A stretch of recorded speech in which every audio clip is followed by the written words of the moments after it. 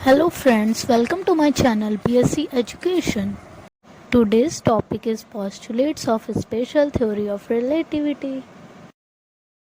Einstein के काम से पहले मैकेनिक्स के सिद्धांतों के बीच एक संघर्ष मौजूद था, जो तब न्यूटन्स लॉ ऑफ मोशन और इलेक्ट्रिसिटी और मैग्नेटिज्म पर बेस्ड थे, जिन्हें मैक्सवेल द्वारा एक यूनिफाइड थ्योरी के रूप में डेवलप किया गया। न्यूटोनियन मैकेनिक्स ने 2 सेंचुरीज से भी ज़्यादा समय तक अच्छा काम किया था।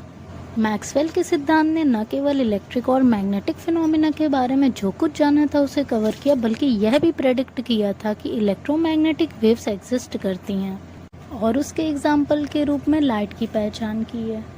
हालांकि न्यूटोनियन मैकेनिक्स और इलेक्ट्रोमैग्नेटिज्म के इक्वेशंस अलग अलग इनर्शियल फ्रेम में किए गए मापों के साथ एक इनर्शियल फ्रेम में किए गए मापों को रिलेट करने के तरीके में डिफरेंट होते हैं।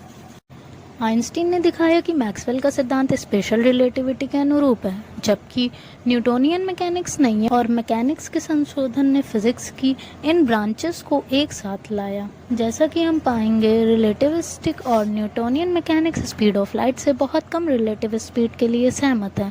यही कारण है कि न्यूटोनियन मैकेनिक्स इतने लंबे समय तक सही लग रहा था। हायर स्पीड पर न्यूटोनियन मैकेनिक्स फेल हो जाती है और इसे रिलेटिविस्टिक वर्जन द्वारा रिप्लेस किया जाना चाहिए।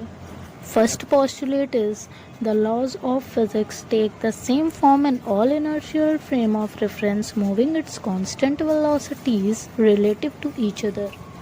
इस पोस्टुलेट का संदर्भ एक यूनिवर्सल फ्रेम ऑफ रेफरेंस के एब्सेंस से होता है। यदि रिलेटिव मोशन में अलग अलग ऑब्जर्वर्स के लिए फिजिक्स के लॉज अलग अलग थे, तो ऑब्जर्वर्स इन अंतरों से पता लगा सकते थे कि स्पेस में कौन स्टेशनरी है और कौन मूविंग थे, लेकिन ऐसा भेद मौजूद नहीं था और प्रिंसिपल ऑफ रिलेटिविटी इस तथ्य को व्यक्त करता है।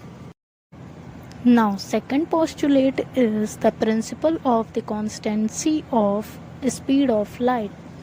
The speed of light in free space has the same value in all inertial frame of reference and independent of the source and the observer.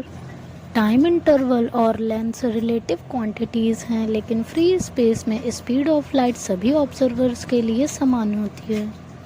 जैसा कि संदर्भ के किसी भी इनर्शियल फ्रेम में मापा जाता है, लाइट हमेशा एम्प्टी स्पेस में एक डिफाइनाइट वेलोसिटी c के साथ प्रोपोगेट होती है, जो एमिटिंग बॉडी की गति की स्थिति में इंडिपेंडेंट है। या फ्री स्पेस में लाइट की गति के संदर्भ में सभी इनर्शियल फ्रेम में c की वैल्यू सेम होती है। स्पेशल रिलेटिविटी के 2 ही पोस्टुलेट आइंस्टीन द्वारा हिस्टोरिकली उपयोग किए जाने वाले आधार हैं और यह आज भी स्टार्टिंग पॉइंट बना हुआ है। जैसा कि खुद आइंस्टीन के बाद में स्वीकार किया था, लॉरेंस ट्रांसफॉर्मेशन का डेरिवेशन कुछ अतिरिक्त मान्यताओं का उपयोग करता है, जिसमें स्पेशल होमोजेनिटी, आइसोट्रॉपी और मेमोरीलेसनेस शामिल हैं। इसके अलावा हरमन मिन्कोस्की ने दोनों पोस्टुलेट्स का उपयोग किया। जब उन्होंने मिन्कोस्की स्पेस के निर्माण की शुरुआत की, उन्होंने दिखाया कि c को स्पेस टाइम कांस्टेंट के रूप में देखा जा सकता है और प्रकाश की गति के साथ की पहचान ऑप्टिक्स से ली गई है।